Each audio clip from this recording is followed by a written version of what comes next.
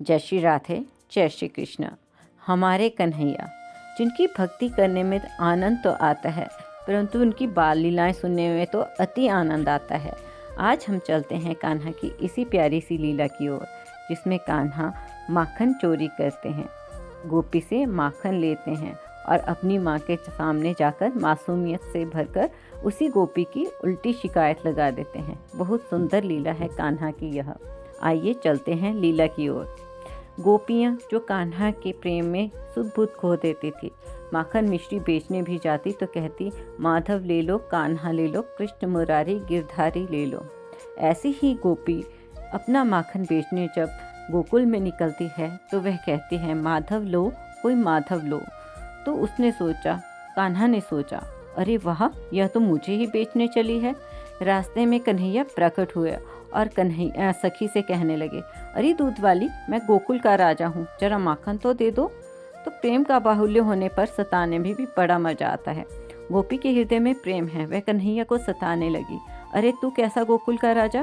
गोकुल के राजा तो बलराम भैया हैं, मैं तुझे नहीं उन्हीं को माखन दूंगी। न जाने नंद बाबा इस काले कलूटे कन्हैया को कहाँ से उठा लाए। नंद बाबा तो गोरे हैं और तू काला, कहाँ से आया तू? कन्हैया ने गोपी की साड़ी का आंचल पकड़ लिया। गोपी कहने लगी, अरे लाल, छोड़ दे मेरी साड़ी, मेरे दूध दही मिट्टी में मिल जाएंगे और मेरी सास मेरी चमड़ी उधेड़ देगी। गोपी ने बलपूर्वक साड़ी का आंचल छुड़ा लिया और आगे बढ़ने लगी, पर जरा पीछे मुड़कर देखा तो कन्हैया मुंह फुलाकर बैठे थे। गोपी वापस आकर कान्हा को मनाने लगी, कान्हा माखन ले लो, मिश्री भी ले लो, जो चाहे सो ले लो, मेरी भूल हो गई, अब मान भी जाओ। अब कन्हैया कहाँ मानने वाले। कन्हैया ने कहा, अब मुझे कुछ भी नहीं चाहिए। तब गोपी बहुत मनाने पर आगे चलने लगी। फिर कन्हैया ने एक पत्थर ऐसा उठाकर निशाना लगाया कि गोपी की मटकी चूर चूर हो गई। ऐसी लीला श्री कृष्ण के अलावा कोई अन्य देवता कर ही नहीं सकते।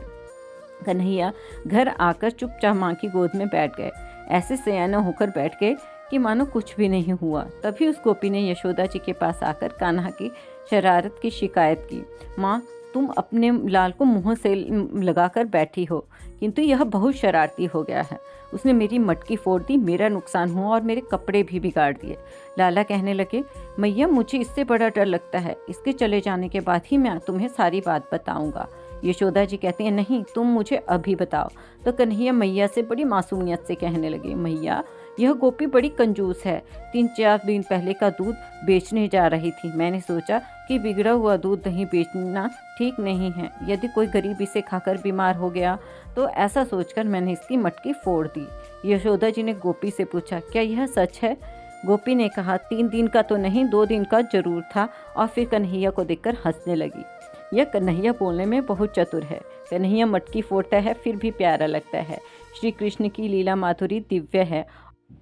ऐसी सुमधुर लीला है हमारे कन्हैया की, जिनके एक हाथ में बांसुरी और दूसरे हाथ में माखन और मिश्री। कन्हैया रोज बांसुरी बजाते हैं।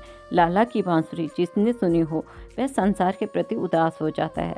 लाला की बांसुरी सुनने के बाद बड़े बड़े योगी भी समाधि से जागे हैं और ब्रह्मानंद को छोड़कर लाले के पास दौड़े हैं।